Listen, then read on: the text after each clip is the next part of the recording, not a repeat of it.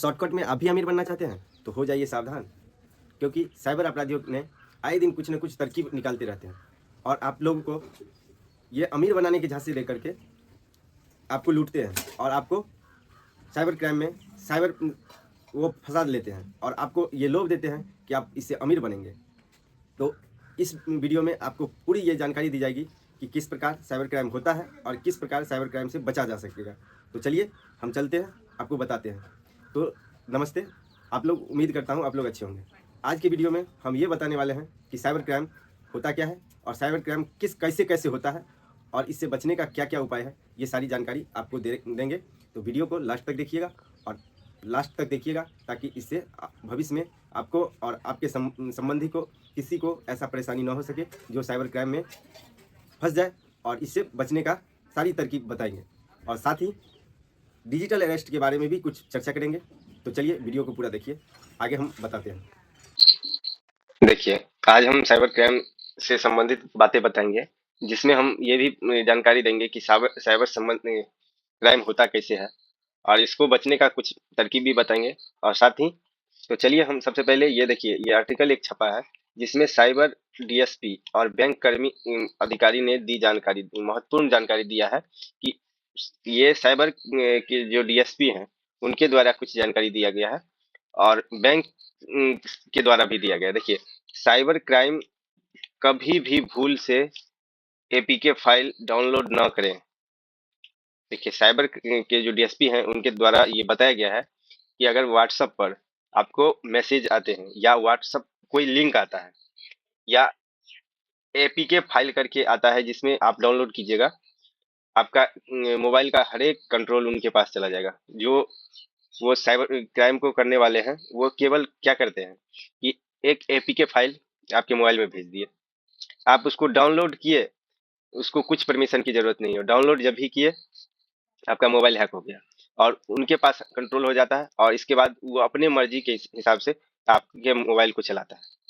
बाद में आप परेशान होंगे और जितने भी बैंक अकाउंट डिटेल जितना भी रहता है वो उनके पास चला जाता है और वो उससे वो क्राइम को करने में आसान उनके पास हो जाता है।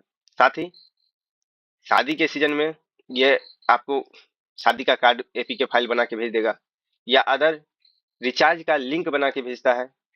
कोई ऐसा लोन देने का ऐप बना करके भेजेगा कि लोन के लिए ऑफर है या रिचार्ज के लिए ऑफर बना के देगा, या आप स्कूल कॉलेज में हैं तो उनके नाम से भी कहीं ना कहीं ऐसा कई तरीका है जिसके द्वारा आपको ये अंजाम देते हैं। और इससे बचने का उपाय भी है। जो देखिए, कोई भी अनजाने नंबर से अगर कॉल, मैसेज, व्हाट्सएप या वीडियो कॉलिंग कभी भी आता है तो आप उसको खोलने से पहले सोचे, फोन उठाने से पहले सोचे, या वीडियो कॉलिंग तो अनजान नंबर का उठाइए ही नहीं, क्योंकि आए इस युग में जो एआई का जमाना आ गया और एआई के समय में ये समझिए कि बहुत सारा फ्रॉड होता है, बहुत सारी परेशानियां होती है। ये जो साइबर क्राइम करने वाले होते हैं कि एक एक छोटा सा क्राइम करने के लिए बहुत छोटा सा सबूत उठाने के लिए आपको बहुत बड़े झांसे में ले लेता है। पहले वो वीडियो कॉलिंग करता है अगर, तो आपका वीडियो बनाएगा। अगर आप जेंट्स हैं तो एक साइड वो लेडीज भी हो सकती है और निर्वस्त्र तरीके में भी कॉल कर सकती है और आपके साथ वो वीडियो बनाएगी और आपको बाद में वीडियो बनाने के बाद वो फ्रॉड करेगा। आप ये सोचेंगे क्या है, हम तो लड़के हैं, हम हमें क्या होना, नहीं भाई, ये बहुत परेशानी है।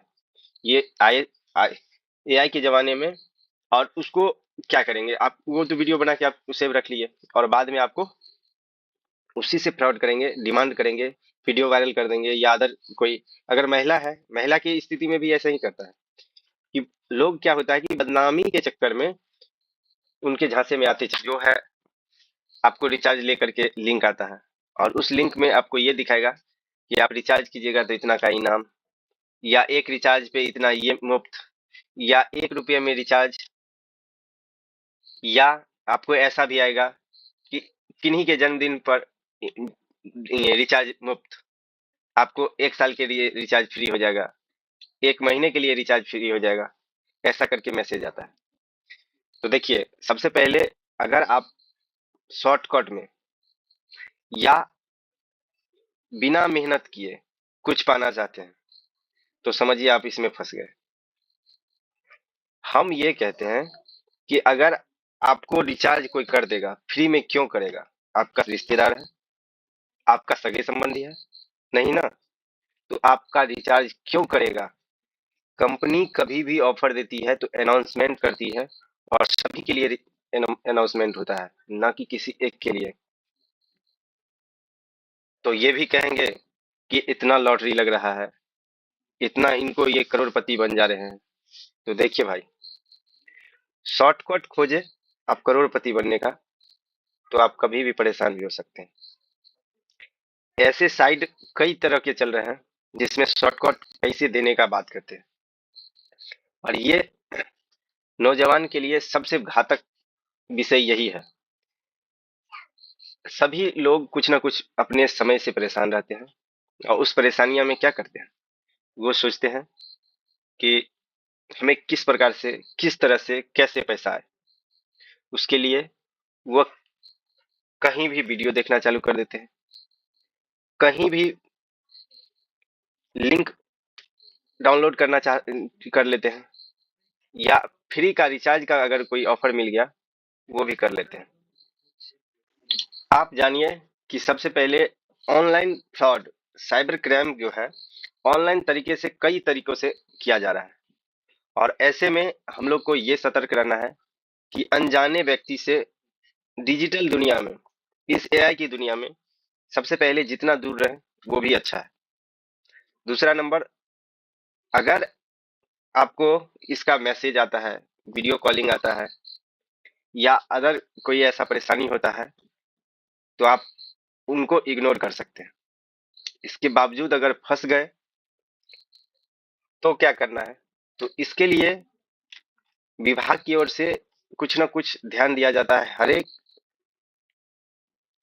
हर एक काम को जो अंजाम दिया जाता है उसकी निगरानी के लिए, देखिए हर एक क्राइम जो भी होता है उसकी निगरानी के लिए साइबर क्राइम जो संस्था है, उस संस्था के द्वारा इसको क्राइम एसपी जो रहते हैं, इनके जो विभागीय अधिकारी होते हैं, वो आए दिन कुछ ना कुछ गाइडलाइन देते रहते हैं। तो देखिए, सबसे पहले अगर आप इसमें कोई फंस गए तो आप सबसे पहले देखिए, कोई साइबर फ्रॉड हुआ तो 1930 पर डायल करें। अगर कोई ऐसा फंस गए, कोई ऐसा परेशानी हो गया, तो 1930 पर कॉल करके आप उनको पूरी जानकारी दे दीजिए, और जिससे आप बच सकेंगे। साथ ही एक डिजिटल अरेस्ट इस समय भी चर्चा में है, उसको हम बाद में पूरा वीडियो में कवर करेंगे, लेकिन अभी शॉर्टकट में ये बता दे रहे हैं कि डिजिटल अरेस्ट एक फ्रेब, एक धोखा, एक मिथ्या, एक गलत है, कि डिजिटल अरेस्ट जैसा इस भारत में कोई प्रावधान ही नहीं है। अगर आपको किन्हीं पुलिस अधिकारी या साइबर अधिकारी या सीबीआई या अदर कोई भी अधिकारी या बैंक अधिकारी, कोई भी अधिकारी के द्वारा आपको ये बताया जा रहा है कि वीडियो कॉलिंग या व्हाट्सएप कॉलिंग पे ये बताया जा रहा है कि आपके साथ ये समस्या है, या आप अरेस्ट हो रहे हैं, आप ये गलती किए हैं, तो इस सब से आप फ्री रहिएगा। ये आप अपना दिमाग में ये हटा लीजिए कि डिजिटल अरेस्ट होता ही नहीं है। ऐसे भारत भर में कई लोगों के साथ हो चुका है कि डिजिटल अरेस्ट के नाम पर सबसे पहले आपको सगे संबंधित का नाम बताएगा, या आप ही का नाम बताएगा कि पार्सल मिला, या कुछ अन्य ऐसा चीज मिला जो वो क्राइम में संबंधित है। आपको पहले ये कहेगा कि आप ही हैं, ये साबित करेगा। अगर ऐसा साबित होता है तो आपको ये बाद में फंसाएगा कि आपको अरेस्ट कर लेंगे, आपके यहाँ आदमी भेज देंगे, या कई ऐसे धमकियां देते हैं, गाली गलौज तक कर देते हैं। अगर आप नहीं मानिएगा तो आपको गाली गलौज तक भी करेंगे। जैसे लगेगा, आप वीडियो कॉलिंग में अगर फोन आएगा तो आपको पूरे सेटअप लगेगा कि बड़े बड़े अधिकारियों का सेटअप है, लेकिन नहीं, ये एक साइबर अपराधी है, ये साइबर क्राइम करते हैं। ये आपको पहले, सबसे पहले फंसाते हैं, और इसके बाद पैसे का डिमांड करते हैं। यहाँ तक कि कितनों का खबर है कि 4-4 रोज तक आपको आप ही के घर में बंद रहना पड़ता है, और कहीं आप न किसी को डर से बोलिएगा, न किसी को बताइएगा। और आप डर-डर के जिएगा। और अगर ऐसा धमकी मिल जाता है कि अगर आप किसी को कुछ बोलते हैं, तो आपको कोई आप जिस क्राइम में फंसे हैं, उस क्राइम से आपको बचना मुश्किल है, ऐसा समझाते हैं। लेकिन आप ये मान लीजिए, डिजिटल अरेस्ट जैसी कोई समस्या है ही नहीं। अगर आप कोई भी गलती में अगर पकड़ाते हैं, तो आपके यहाँ अधिक आपके थाने से या अलग कोई भी, जहां भी अगर आप गलती किए रहेंगे, जेन्युइन गलती किए रहेंगे, तो आपको आपके घर तक आदमी आ सकता है। लेकिन आप गलत नहीं है, तो आपको कितना भी फोन पे धमकी मिल जाए, आप इससे परेशान नहीं होइए। और साथ ही हम सबसे पहले ये बताना चाहेंगे, अगर इस तरह का कोई समस्या होता है, तो अपने घर वाले को जरूर बताएं। इसको छुपाने की जरूरत नहीं है, क्योंकि अगर आप नहीं बताते हैं, तो समस्या का हल नहीं होता है, इससे समस्या बढ़ती है। अगर आप अकेले ऐसे समस्या को झेलना चाहेंगे, तो बहुत परेशानी होती है। और साथ ही अगर ऐसी समस्या होता है, तो 1930 जो साइबर क्राइम का अधिकारी का जो नंबर है, साइबर फ्रॉड से बचने के लिए ये आपको बताया किया गया है, नंबर का जारी किया गया है। इसमें अधिकारियों को बता दीजिए कि मेरे साथ ऐसा ऐसा हो रहा है। तो और देखिए इस पेपर में और क्या बताएं, देखिए साइबर क्राइम से बचने के लिए सबसे जरूरी है आप सहज रहें, किसी भी लालच में नहीं पड़े। देखिए सतर्क रहें और बैंक के गाइडलाइन का पालन करें। शॉर्ट तरीके से अमीर बनने की कोशिश ना करें। देखिए इसमें जैसा कि आपको हम बताएं कि अगर आप तुरंत अमीर बनना चाहते हैं ना, तो आपको काफी परेशानी होगी। उसके लिए आप मेहनत कीजिए, आप आप अपने तरीके से काम को कीजिए, या ऑनलाइन काम हो या ऑफलाइन काम हो या अदर कुछ भी हो, आप अपने तरीके से काम को कीजिए। आप ये मत सोचिए कि कोई कुछ ऐसा होगा मेरे पास आ जाएगा, ऐसा कुछ नहीं होता भाई। अगर फ्री में कोई चीज मिलता है ना, तो उसको सोच समझ के उसको उठाना चाहिए कि आखिर है क्या, मुझे ऐसे फ्री में कैसे मिल जाएगा। किसी के झांसे में न आए और डरे नहीं। कभी भी भूल से एपीके फाइल डाउनलोड नहीं करें। बैंक कभी भी मोबाइल पर ओटीपी या अन्य जानकारी नहीं मांगता। देखिए बैंक के द्वारा न ही कोई पर्सनल जानकारी मांगा ही नहीं जाता। ये बातें डीएसपी सह थाना अध्यक्ष साइबर क्राइम साक्षी राय ने रविवार को central Bihar chamber of commerce के बैठक में कहा कि कोई भी बैंक पदाधिकारी बनकर, पुलिस अधिकारी बनकर, बिजली विभाग के अधिकारी बनकर या किसी प्रकार की लॉटरी का इनाम या नौकरी इत्यादि का झांसा देकर आपसे डिटेल मांगे तो न दें। देखिए कोई भी तरीका से अगर ऑनलाइन आपको कॉल पे या मैसेज पे या व्हाट्सएप पे आपको इस तरह का डिटेल मांगता है, तो अनजाने को आप नंबर कोई भी डिटेल ना दें। देखिए डिजिटल अरेस्ट का कोई कंसेप्ट नहीं है, नहीं। डीएसपी ने स्पष्ट रूप से बताया कि डिजिटल अरेस्ट का कोई कंसेप्ट है ही नहीं। देखिए मेरे इस भारत में डिजिटल अरेस्ट जैसी कोई भी कंसेप्ट है ही नहीं, तो हम क्यों डरें कि हम हमें डिजिटल अरेस्ट कर लिया गया है, ऐसा हो गया है। देखिए अगर आप कहीं भी, हम बार बार ये कहते हैं, आप गलती कीजिएगा तो आपको ऑफलाइन, आप जिस भी विभाग का जो भी गलती कीजिएगा उसकी सजा होगी। लेकिन साइबर क्राइम संबंधित ये समस्या हो रही है, डिजिटल अरेस्ट जैसा कोई कानून ही नहीं है। यदि कोई आपको इस प्रकार का कॉल करता है, तो डरे नहीं, पुलिस की सहायता लें। यदि कोई भी अनजान नंबर से कॉल या वीडियो कॉल से आपका कोई किसी संबंधी के बीमार होने, अरेस्ट होने, ड्रग्स केस में फंसे होने या एक्सीडेंट होने के नाम पर बात करे, तो पहले अपने परिवार या संबंधित या उनके किसी मित्र से बात कर लें। पुलिस की सहायता भी ले सकते हैं। अगर देखिए आए दिन देखिए समस्या बढ़ते जाता है, और अगर आपका इस तरह का कोई भी अगर आपको कॉल आता है, तो आप सीधा क्षेत्र के, जिस क्षेत्र का बात बताता है उस क्षेत्र के विभाग से भी बात कर सकते हैं, पुलिस से भी बात कर सकते हैं कि ऐसा कोई घटना तो नहीं हुआ है। या उनके अगर आपके नाम दोस्त सगे संबंधित का कोई ऐसा कॉल करके बताते हैं, तो उनके संपर्कित जो करीबी हैं उनको फोन करके पूछ सकते हैं कि वो कहाँ है या किस प्रकार है। तो ऐसा करने के बाद इससे बचा सके। एटीएम देखिए एटीएम का प्रयोग करते समय बेहद सावधान रहें। किसी भी अनजान व्यक्ति से सूचना या सहायता लेने में सावधान रहें। उन्होंने बताया कि कोई भी अनजाने नंबर से आए इस एकीपेक फाइल जो न खोलें और न ही भेजें। लिंक को टच करें। पब्लिक पैलेस के वाईफाई या चार्जिंग पॉइंट को भी बहुत सावधानी के साथ उपयोग करें। देखिए, अगर आप रेलवे स्टेशन या देखिए रेलवे स्टेशन तो सेफली होता है, बट अगर आप ऐसे कहीं सार्वजनिक स्थल पर आप चार्जिंग कर रहे हैं या वाईफाई कनेक्ट कर रहे हैं, वो भी समस्या का है। अगर वाईफाई कनेक्ट कीजिएगा, आपका मोबाइल ही हैक हो जाएगा, तो समझ इसमें भी सतर्क रहिए। सावधानी से सतर्कता से बचाव की सही सावधान। देखिए, साइबर फ्रॉड हुआ तो 1930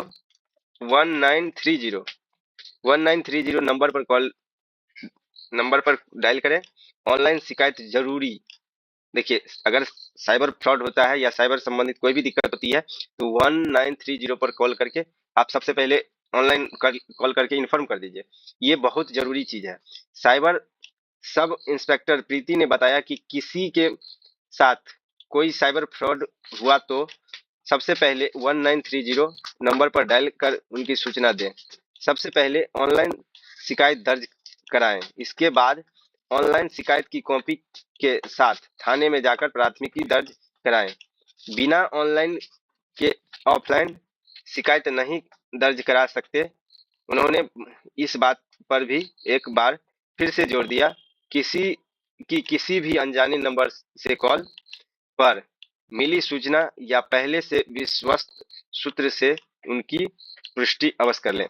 देखिए, ऐसा बताते हैं कि अगर कॉल आता है तो उसमें आप परेशान नहीं होइएगा, और सबसे पहले कोई भी घटना की जानकारी मिलता है या कोई ऐसा होता है तो आप जिसके घटना की जानकारी की बात अगर आपको कॉल पे बताता है तो आप उसको उनके नजदीकी से संपर्क कीजिए कि ये वास्तव में ऐसा कोई घटना तो नहीं हुआ है, या आप जो भी स्थिति बनता है आप अपने स्थिति से जब तक वेरीफाई नहीं हुई है उसको आप उसके साथ आप अपना पर्सनल डाटा शेयर नहीं कीजिए। देखिए, कभी लालच में नहीं आए। बैंक कभी भी ओटीपी नहीं मांगता। और साइबर क्राइम को लेकर चैम्बर ऑफ कॉमर्स की बैठक में ये सब सारी बात बताई गई है। और लास्ट टू लास्ट देखिए, साइबर क्राइम की 24 घंटे के अंदर बैंक में शिकायत दर्ज कराएं। अगर आपके साथ साइबर फ्रॉड हो जाता है तो 24 घंटे के अंदर आप अपने संबंधित बैंक जिसमें खाता होगा उसको वहां पे लिखित आवेदन देना होगा। सेंट्रल बैंक ऑफ इंडिया की क्षेत्रीय प्रबंधक अंशु झा ने किसी भी साइबर क्राइम में बैंक खाता की सूचना जरूरी होते हैं। अतः अपने बैंक खाते की जानकारी, ओटीपी, आधार, पेन इत्यादि की सूचना कभी भी अनजान कॉल या शेयर नहीं करें। फ्रॉड होने पर 24 घंटे के अंदर सूचना दें। जैसा कि आप इस वीडियो में देखें कि साइबर क्राइम होता क्या है, साइबर क्राइम से किस प्रकार बचना है, ये वीडियो आपको ये जानकारी मिली होगी और देखने से आपको अच्छा हुआ होगा, उपयोगी हुआ होगा।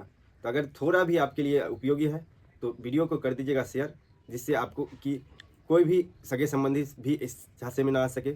और साथ ही अगर इस वीडियो को लाइक सब्सक्राइब कर दीजिएगा ताकि हमें भी एक मोटिवेशन मिले और इस तरह का आगे भी अपडेट देते रहने का हमें मौका मिले।